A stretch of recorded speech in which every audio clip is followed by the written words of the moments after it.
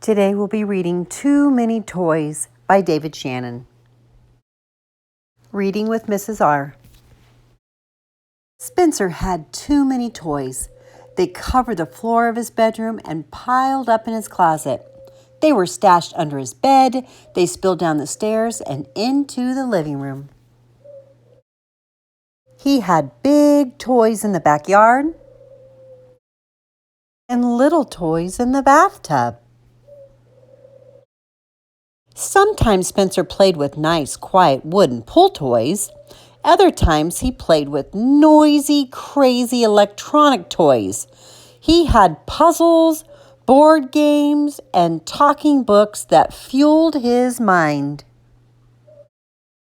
And loud, jumpy, frenzied video games that didn't. Spencer liked to make his toys into a parade that stretched from one corner of the house to the other and back again. There was an entire zoo of stuffed animals and a gigantic army of little action figures.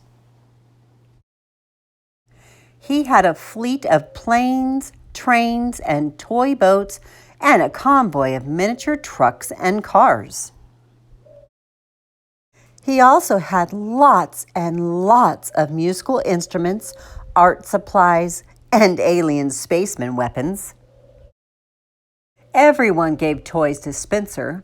Of course, his mom and dad did, but so did his Grandma Bobo and Poppy and Granddaddy and Auntie Mim and Uncle Fred and Cousin Drew.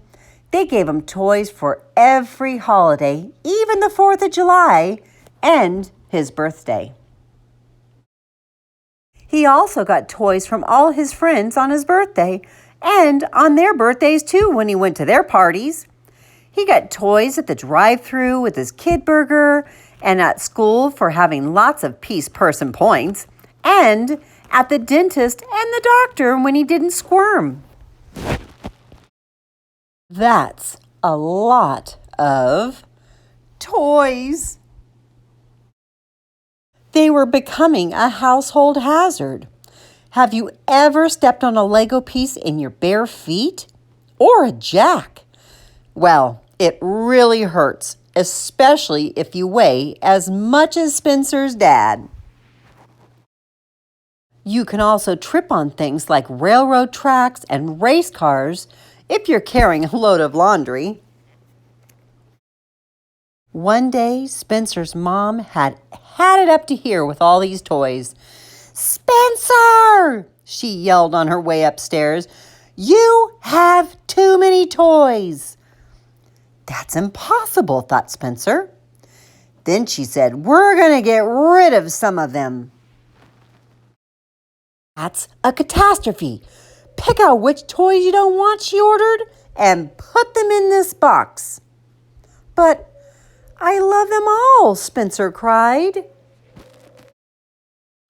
"All right," his mother said. "I'll help you." She picked up an alien space ninja. "How about this one? You haven't played with this in years." "But I was just about to." "Spencer," his mother said, "it doesn't have a head."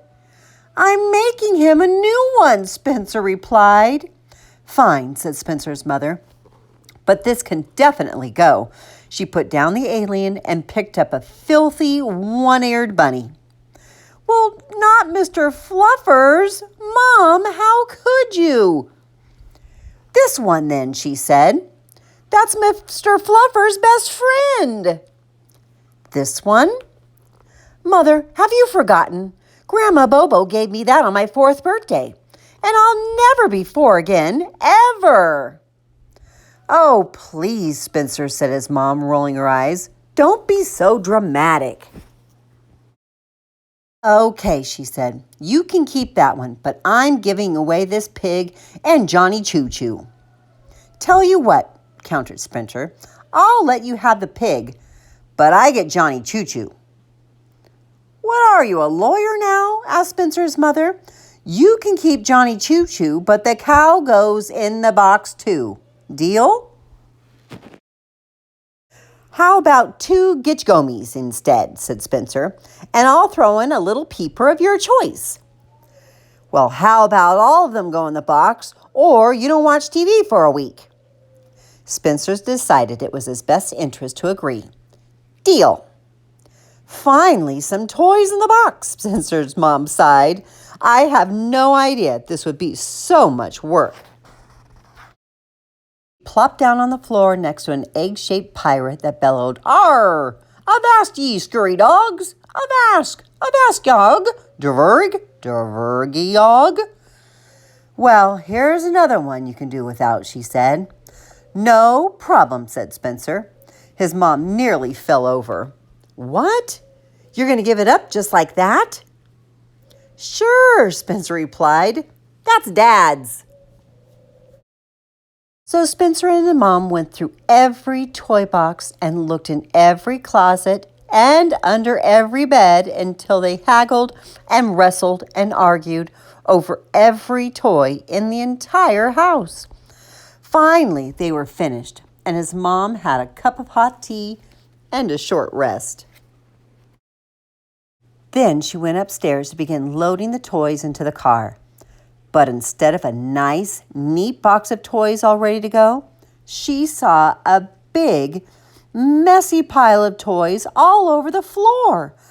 "Spencer!" she screamed. "What have you done? We had a deal." "You were right, Mom," Spencer called from his bedroom. "I do have too many toys, but we can't give away this box. It's the best toy ever."